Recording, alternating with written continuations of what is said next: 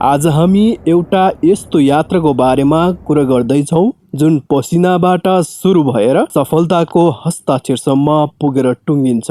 हामी धेरै जसो सफलतालाई भाग्य ठान्छौँ, तर के तपाईँले कहिल्यै सोच्नु भएको छ ती हातहरू जसले दिनभरि इँटा बोके, मेसिन चलाए वा अरूको खेतबारीमा काम गरे, तिनै हातले कसरी ठुला साम्राज्य खडा गर्छन्। आजको विषयमा हामी मजदुरदेखि मालिकसम्मको र व्यावहारिक यात्रालाई केलाउनेछौँ। जीवनमा यात्राको सुरुवात सधैँ अभावबाट हुन्छ। एउटा मजदुरको जीवन बिहानदेखि बेलुकासम्मको छाक टार्ने चिन्तामा बित्छ। तर भिडमा रहेका हजारौं मजदुरमध्ये एकजना यस्तो हुन्छ जसले केवल आफ्नो शरीर मात्र चलाउँदैन, आफ्नो दिमाग पनि चलाउन थाल्छ।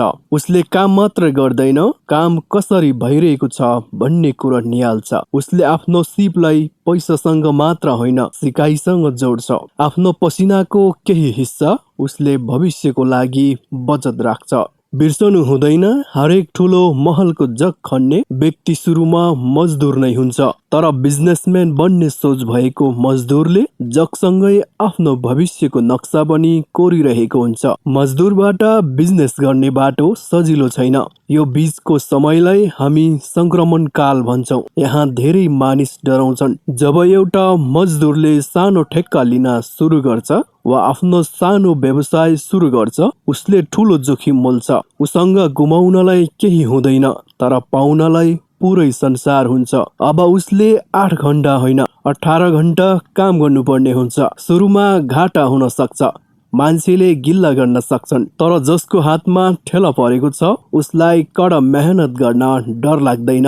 यही बिन्दुमा उसको परिचय बदलिँदै जान्छ। हिजोसम्म अरूको निर्देशन मान्ने हातहरू अब अरूलाई रोजगारी दिने तयारीमा जुट्छन्। सफलता हस्ताक्षरको शक्ति। त्यो दिन आउँछ, वर्षौंको मेहनत, अनिन्द्रा र धैर्यले एउटा आकार लिन्छ। आज त्यही हातमा कोदालो वा हम्मर छैन, बरु एउटा पेन छ। तर यो पेनले गर्ने हस्ताक्षरमा हजारौंको भविष्य र लाखौंको भरोसा जोडिएको हुन्छ। एउटा उद्योगपतिको हस्ताक्षर केवल कागजको टुक्रा होइन, यो उसको वर्षौंको इमानदारिता र सङ्घर्षको प्रमाण हो। जब एउटा पूर्व मजदुरले व्यापारी बनेर आफ्नो पहिलो चेकमा हस्ताक्षर गर्छ, त्यो क्षण उसको व्यक्तिगत जित मात्र होइन, श्रमको सम्मान पनि हो। यदि तपाईँ आज कुनै पनि क्षेत्रमा मजदुरको रूपमा काम गर्दै हुनुहुन्छ भने नअत्तिनुहोस्। तपाईँको हातमा भएका ठेलाहरू तपाईँको कमजोरी होइनन्, ती त उद्योगपति बन्ने